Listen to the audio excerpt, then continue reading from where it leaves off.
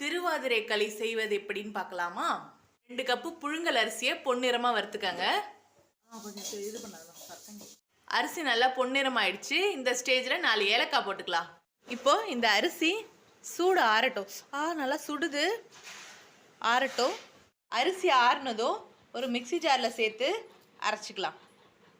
1/4 kilo வெல்லத்தை கம்பி பதம் வர அளவுக்கு காய்ச்சி வடிகட்டி எடுத்து வச்சுக்கலாம். ஒரு வானலை வச்சு 2 கிளாஸ் தண்ணி ஊற்றி தண்ணி கொதிச்சதும் தண்ணியில் ஒரு பிஞ்ச் உப்பு போட்டுக்கலாம். இப்போது நம்ம அரைச்சி வச்சிருக்க அரிசி பவுடரை சேர்க்க போகிறோம். அரைச்சாச்சு. இப்போ தண்ணியில் கொஞ்சம் கொஞ்சமாக சேர்த்துக்கலாம். கட்டி இல்லாமல் கொஞ்சம் கொஞ்சமாக கலந்துக்காங்க.